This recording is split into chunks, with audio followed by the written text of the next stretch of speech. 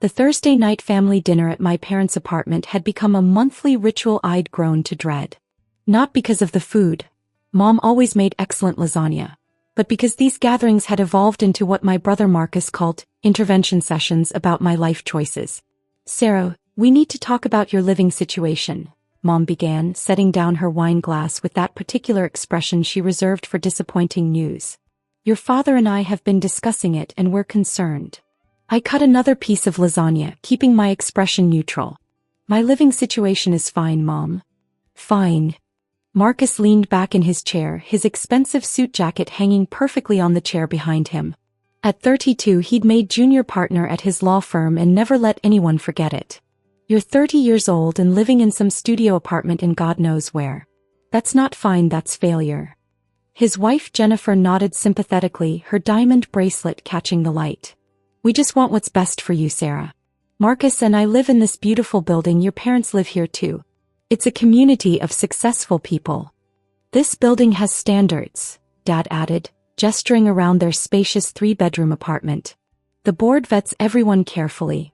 They maintain a certain caliber of resident." I took a sip of water.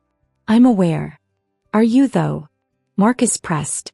"Because every time we invite you to look at available units here, you make excuses. Do you even know what the rent is in this building?" "I have an idea." Jennifer touched Marcus's arm gently. "Maybe she just needs time to get her career on track. Not everyone can afford luxury living right away." The condescension in her voice was thick enough to cut. I'd met Jennifer twice before she and Marcus got engaged. She'd been working retail then, perfectly pleasant. 6 months of dating my brother had transformed her into someone who said things like, "luxury living," unironically. "My career is on track," I said quietly. "Really?" Marcus pulled out his phone. "Because I looked up that company you work for. Some vague, property management consultant position. What does that even mean? Are you showing apartments? Taking calls about broken toilets?" "I manage various properties and handle client relations." Dad sighed heavily. "Sarah, there's no shame in struggling. Your mother and I didn't build our success overnight.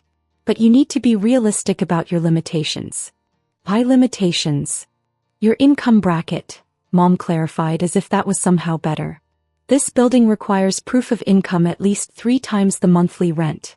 The cheapest 1-bedroom here is $4,000 a month. Can you honestly tell us you're making $12,000 a month in your little consulting job?" I set down my fork carefully. "I do all right." "All right isn't enough for this building," Marcus said. "Look, I'm not trying to be harsh, I'm trying to help. Jennifer and I have been talking, and we have a friend who manages a perfectly decent apartment complex in the suburbs. Much more affordable. I could make a call." "The suburbs are wonderful," Jennifer added brightly. "Very family-oriented. Lower cost of living. I'm happy where I am." "But where is that exactly?" Mom asked. "You never invite us over. You never tell us your address. Are you embarrassed? Because if you're in some rundown neighborhood..." "I'm not embarrassed, Mom." "Then where do you live?" Dad demanded. Before I could answer, Marcus's phone buzzed. He glanced at it and smiled. "That's the building manager. I asked him to send over some listings for smaller units in less prestigious buildings in the area. Thought you might want options."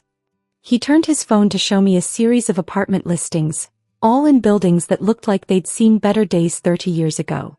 "See? These are more realistic for your situation. Still in the city but manageable rent. 1,500, maybe 2,000 tops. This one even allows cats." Jennifer pointed at the screen enthusiastically. "Do you have a cat? You seem like a cat person." "I don't have a cat." "Well, it's good to have options," Mom said. "Really, Sarah, we're trying to help. This building, where we all live, it's just not realistic for someone in your position." "My position?" "Your income level," Dad clarified. "The board here is very strict. They've rejected doctors, lawyers, successful business owners. They turned down a hospital administrator last month because his income was just slightly below their requirements. They run credit checks, employment verification, the works." Marcus leaned forward. "I'm on the board now actually. Just got appointed last month. And I've seen the rejection rate. It's brutal. People with 6-figure incomes get turned away. They check everything. Your banking statements, your employment history, references from previous landlords. They don't mess around. The building maintains its reputation through very selective acceptance, Jennifer added as if reciting from a brochure. When we applied, they requested 3 years of tax returns. My point is, Marcus continued, even if you wanted to apply here, even if you could somehow scrape together the deposit and first month's rent, the board would never approve you.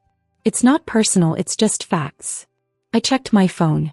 A text message from my property manager, Robert, flashed on the screen. Lease renewal applications are piling up. Need your approval on several. Call when you can. Are we boring you? Dad's voice was sharp. No, sorry. Work message. Work, Marcus scoffed. Sarah, can I be brutally honest? This whole mysterious consulting thing, this refusal to discuss your finances, your living situation, it screams failure. Successful people don't hide their success. They live in buildings like this. They drive nice cars. They don't show up to family dinners in Target clothes. I looked down at my jeans and simple sweater. These are comfortable. They're cheap, Jennifer said, her voice dripping with false kindness. Which is fine. Not everyone can afford designer brands. But it tells a story about where you are in life. Where am I in life, Jennifer? She glanced at Marcus before continuing. Struggling. Behind. And that's okay. Everyone struggles at some point. Marcus struggled when he was studying for the bar exam. I struggled when I was working retail. But we got through it, and now look at us. Now look at you, I repeated. In a building that represents success, Marcus said firmly. This isn't just about square footage and amenities, Sarah. It's about what your address says about you. When I tell clients I live in the Meridian Tower, they respect that. They know I've made it. The Meridian Tower does have an excellent reputation, I acknowledged. Exactly. Mom brightened. That's why we want you to aim for something better. Maybe not here, obviously, but something that shows you're moving up in the world. These apartments Marcus found, they're stepping stones. You live there for a few years, you save money, you build up your career, and then maybe, in 5 or 10 years you could afford a building like this. Dad raised his glass. We're not trying to put you down, princess. We're trying to motivate you. Light a fire under you. You're 30 years old. It's time to get serious about your future. I am serious about my future. Then prove it, Marcus challenged. Tell us your actual income. Show us you're not just scraping by in some dump somewhere. My phone buzzed again. Another text from Robert. Also, the Johnsons in 4B want to renew but requested the option to break lease early due to job transfer possibility. Your call. Your work friends can wait, Dad said irritably. It's my property manager. Your property manager? Jennifer's eyebrows rose. Oh, so you do rent from a management company? See, those corporate apartment complexes can be nice too. Very convenient. Very affordable, Marcus added with a smirk. Mom patted my hand. Honey, there's no shame in renting from a big company. Not everyone can afford buildings with private ownership.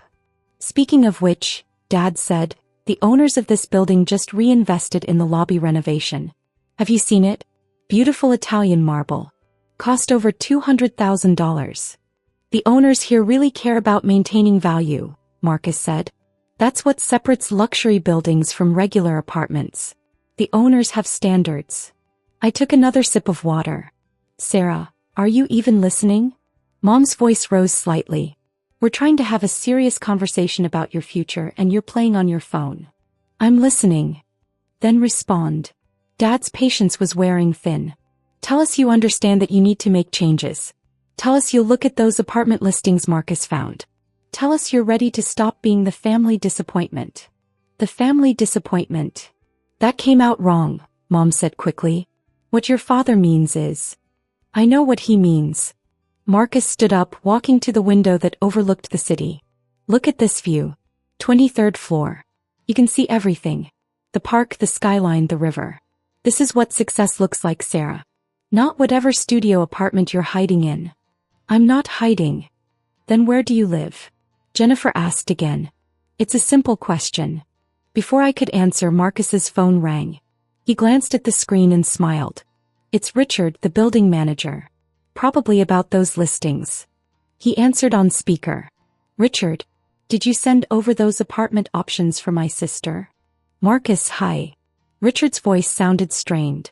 I did send those over, but that's not why I'm calling. We need to discuss your lease renewal. My lease renewal? It's not up for another 4 months. I'm aware. But we've had some complications arise. Dad frowned. Complications? What kind of complications? I really should discuss this privately. We're all family here, Marcus said confidently. What's the issue? There was a long pause. The building owner has requested a meeting with you regarding your continued tenancy. The room went silent. The owner. Mom's voice was uncertain.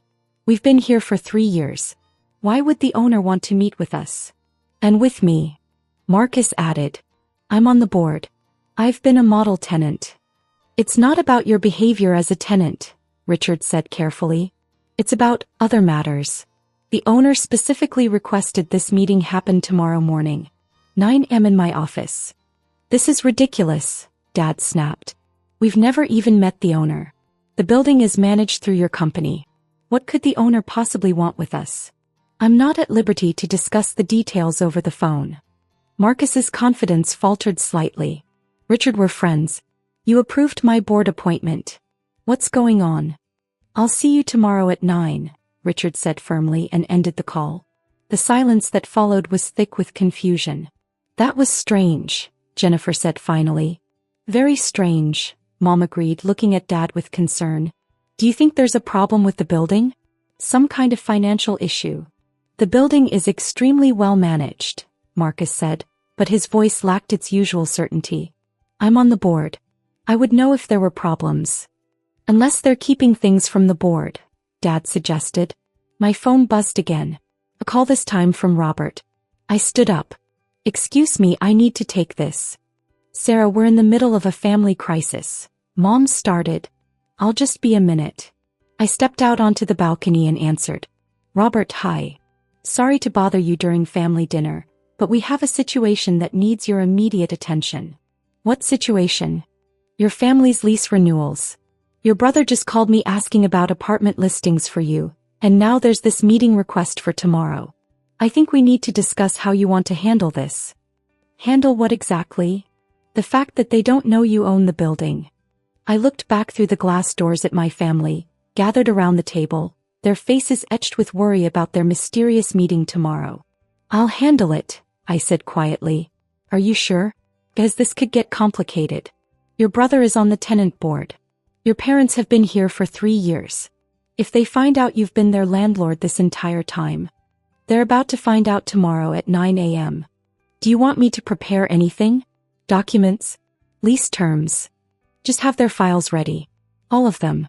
Payment histories, board meeting notes, complaints filed, everything. You're sure about this? I watched Marcus pace by the window, his phone pressed to his ear, probably calling other board members to find out what was happening. Mom clutched Dad's hand, her face pale. Jennifer typed frantically on her phone, likely Googling tenant rights. I'm sure. Hey, I'll have everything ready. Sarah? Yes. For what it's worth, they should have treated you better. I ended the call and stepped back inside. Everything okay? Mom asked, her voice strained with worry about her own situation. Fine. Just work stuff. Work stuff, Marcus repeated absently, still staring at his phone. Sarah, you wouldn't happen to know anything about building management practices, would you? With your consulting job. I know a few things. Do owners usually call sudden meetings with tenants? Is that normal? Depends on the situation. What situation would require that? Dad demanded. We pay our rent on time. We follow all the building rules. We're ideal tenants. Are you though? The question hung in the air. What's that supposed to mean? Marcus's defensive tone was back. Nothing. Just wondering if the owner might see things differently. How would you know what the owner sees? Jennifer asked. I gathered my purse. I should go. You're leaving. Mom stood up quickly. But we haven't finished discussing your living situation. I think we've discussed it enough for tonight. Sarah, wait. Dad's voice stopped me at the door. This meeting tomorrow, it has us worried. All of us. You said you know about property management. Is there anything we should be concerned about? I looked at each of them. Dad with his superiority complex, Mom with her constant disappointment, Marcus with his condescending success metrics, Jennifer with her borrowed arrogance. I think you should go to the meeting and find out. That's not helpful, Marcus snapped. We're family. If you know something. I know you have a meeting at 9 a.m. tomorrow. I suggest you don't be late. I left them standing there, confused and worried, and took the elevator down to the lobby with its brand new Italian marble that I'd approved last year. The renovation had actually cost $240,000, not $200,000, but Dad had never been good with details. My phone rang as I crossed the lobby. Robert again. Change of plans, he said. Your brother just called me back, demanding to know what the meeting is about. He's threatening to contact the owner directly. Let him try. He asked for the owner's contact information. And what did you tell him? That all owner communications go through me. But Sarah, he's getting aggressive. He mentioned being on the board, having connections possibly involving lawyers. Marcus always mentions lawyers. It's his security blanket. Should I tell him the owner will address all his questions tomorrow? Tell him the owner looks forward to meeting the entire family at 9 a.m. sharp. All of them. Your parents too. All of them. This is going to be intense. Robert, they spent 2 hours tonight telling me I'm too poor to live in the building I own. Intense is relative. He laughed. Fair point. I'll have the conference room set up. Do you want me there for the meeting? Definitely. And bring their complete files. I want every late payment, every noise complaint they've filed against neighbors, every time Marcus has used his board position to threaten other tenants. He's done that. 3 times that I know of. It's all documented. You really have been paying attention. I've been paying attention for 2 years, Robert. Tomorrow they finally get to see what I've been seeing. I ended the call and walked to my car, a modest sedan that Marcus had once called embarrassing. It was actually a BMW, but I'd removed the badges because I preferred not to advertise. Just like I preferred not to advertise that I owned a $15 million luxury building in the heart of downtown. The drive to my apartment took 20 minutes.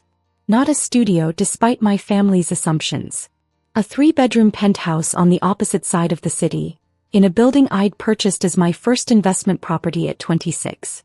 But they'd never asked for my address, never requested to visit, never shown enough interest in my life to discover the truth. That night I reviewed the files Robert had sent over. My family's lease history made for interesting reading. Marcus had filed 11 complaints in 2 years. Noise violations against neighbors, parking disputes, demands for special board privileges.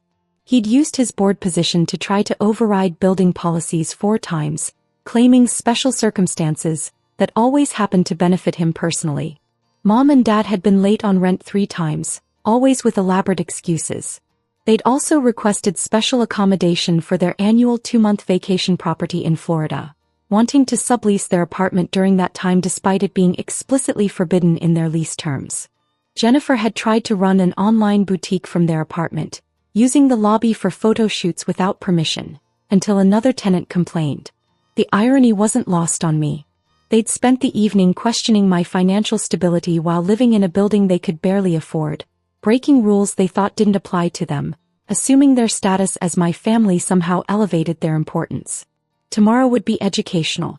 I arrived at the building at 8:30 the next morning. Robert was already in the conference room, files spread across the table. They're here, he said. All 4 of them. They arrived at 8:45, demanded to be let up immediately. I made them wait in the lobby. How do they look? Nervous. Your brother keeps mentioning his law degree. Your father keeps asking if he needs his lawyer present. Your mother has called me 3 times asking what this is about. And Jennifer? Quiet. Worried. I think she's the only one who realizes this might be serious. Let's find out if she's right. I took my seat at the head of the conference table, directly in front of the floor-to-ceiling window that showcased the same city view Marcus had bragged about last night. Robert sat to my right, files at the ready. Send them up. 3 minutes later, my family entered the conference room. They stopped when they saw me. Sarah. Mom's confusion was evident. What are you doing here? Sitting in on the meeting. This is a private meeting with the owner, Marcus said sharply. You can't just. Please sit down. Robert gestured to the chairs across from me. They sat slowly, their eyes moving between Robert, me, and the files on the table. "Thank you for coming," Robert began. "I'm Robert Chin, property manager for the Meridian Tower. I've managed this building for the past 5 years, working directly with the owner on all tenant relations and building operations." "We know who you are," Dad interrupted. "We want to know why we're here. What does the owner want? And why is our daughter in this meeting?" "The owner requested her presence." "Why would the owner request Sarah's presence?" Jennifer asked quietly. Robert looked at me. I nodded. "Because I am the owner," I said calmly. The silence that followed was absolute. Marcus laughed. "That's ridiculous." "Is it?" "Sarah, this isn't funny," Mom said. "We're actually worried about our living situation and you're making jokes." "I'm not joking, Mom." Robert slid a document across the table. "Building deed transferred to Sarah Mitchell 2 years and 3 months ago. Purchase price, $14.7 million. Current assessed value, $18.2 million. Dad picked up the document with shaking hands. His face went pale as he read.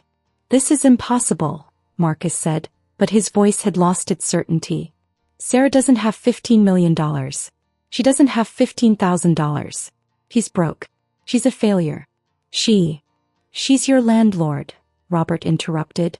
"Has been since she purchased the building in January 2 years ago. Every rent check you've written, every time you've filed a complaint, every board meeting you've attended as a tenant representative, she's been the owner receiving those reports." "But how?" Jennifer whispered. "How did I afford it?" I asked. "Or how did you not know?" "Both," Dad said hoarsely. "I started buying and selling properties when I was 23, I explained. "Small investments at first. A duplex, then a fourplex, then a small apartment building. I was good at it. Very good. By the time I was 26, I owned 6 properties generating significant passive income. By 28, I'd expanded to commercial real estate. The Meridian Tower was my 15th acquisition." 15 properties? Mom's voice was faint. 17 now. "I purchased 2 more buildings last year." Marcus shook his head violently. "No. This is impossible. We would have known. The board would have told me. The management company works for me," I said. "They report to me. The board is an advisory body that I allow to function because it's good for tenant relations. But ultimate authority rests with me." "You've been lying to us," Dad accused. "I've been living my life. You assumed I was poor because I don't wear designer clothes and drive a modest car. You never asked about my actual circumstances. You let us think you were struggling," Mom said. "You wanted to think I was struggling. It fit your narrative better." Robert cleared his throat. "Which brings us to the purpose of today's meeting. Sarah has some concerns about your continued tenancy." All 4 of them snapped to attention. "Our tenancy?" Marcus's voice rose. "You can't evict us. We have lease agreements. We have rights." "You have lease agreements that expire in 4 months for you and 6 months for your parents," Robert confirmed. "Sarah needs to decide whether to renew those leases." "Of course you'll renew them," Dad said, but he didn't sound confident. "We're family." "Are we?" I asked quietly. The question hung in the air like smoke. "What's that supposed to mean?" Mom demanded. I nodded to Robert, who began pulling documents from the files. "Marcus, you've filed 11 complaints in 2 years. 6 of them were against the family in 4B, the Johnsons. Can you tell me why?" "They're noisy." "Are they?" "Because the Johnsons filed a complaint against you last month claiming you bang on their ceiling with a broom handle if you hear their children walking around after 8 p.m. The children are 6 and 8 years old." Marcus's jaw tightened. "This building has quiet hours." "Starting at 10 p.m., I corrected. "You've also used your position on the tenant board to threaten them with eviction 3 times. That's harassment, Marcus. I could evict you for that alone." "You wouldn't." "Wouldn't I?" Robert slid another document across the table. "Mr. and Mrs. Mitchell, your lease specifically prohibits subleasing. You've attempted to sublet your apartment every summer for the past 2 years while you're in Florida." "Those were just inquiries," Dad said quickly. "We never actually." "You posted your apartment on vacation rental websites. Twice. We have screenshots. That's a lease violation." Mom's hands twisted in her lap. We didn't know that was against the rules. It's in Section 8 of your lease agreement, which you signed. Jennifer, I said, turning to my sister-in-law. Running a business from a residential unit violates both your lease and city zoning laws. You turned the lobby into your personal photography studio 4 times before we shut it down. I didn't know. You knew. You were warned. You did it anyway. Sarah, please. Mom's voice cracked. We're your family.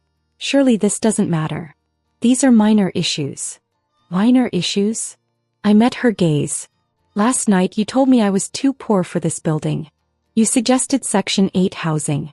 You called me a family disappointment. You spent 2 hours explaining why I wasn't good enough to live here. And the entire time you were living in my building, breaking my rules, assuming your family connection would protect you from consequences. We didn't know, Dad said desperately. You didn't ask. 2 years and none of you ever asked where I lived, what I actually did for work, whether I was happy or successful. You just assumed I was failing because that's what you wanted to believe. Marcus stood up abruptly. Fine. You own the building.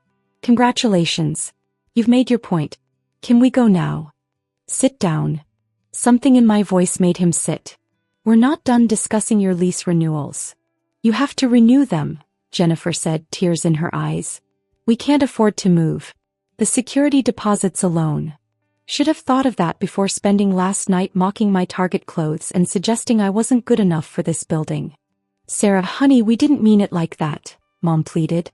We were just concerned about you. Trying to motivate you. By calling me a failure? By laughing about my job? By sending apartment listings for $1,500 studios to your landlord. The reality of that hit them visibly. Oh God, Jennifer whispered. The listings were for buildings I don't own, thankfully. But yes, Marcus did send his landlord apartment listings suggesting she couldn't afford her own building. Robert pulled out another document. Sarah has asked me to present you with several options moving forward. Options? Dad asked weakly. Option 1. Your leases are not renewed. You vacate your apartments within the required notice period as stated in your current lease agreements. No penalties but no renewals. Mom made a small sound of distress. Option 2. Your leases are renewed at current market rates. This building's rent is currently 15% below market value due to long-term tenant retention policies. New leases would reflect true market value, approximately $3,500 more per month for Marcus and Jennifer's 2-bedroom, and $4,200 more per month for your parents' 3-bedroom. That's insane, Marcus burst out. We can't afford that. Option 3, Robert continued calmly, is what Sarah is calling the family discount program. Your leases renew at current rates, no increase but with additional terms. What terms? Dad asked. I leaned forward. You attend weekly family dinners. Here in my building, in my private penthouse apartment that you've never seen because you've never bothered to visit. You attend every time, no excuses. And we have honest conversations about respect, family dynamics, and the assumptions you've made about my life. That's manipulation, Marcus said. That's the offer. Take it or leave it. And if we choose option 1? Mom asked quietly. If we just move? Then you move. I'll provide excellent landlord references despite the lease violations. You'll find other apartments. We'll probably see each other at holidays, exchange polite conversation, and continue pretending we're a functional family while maintaining careful distance.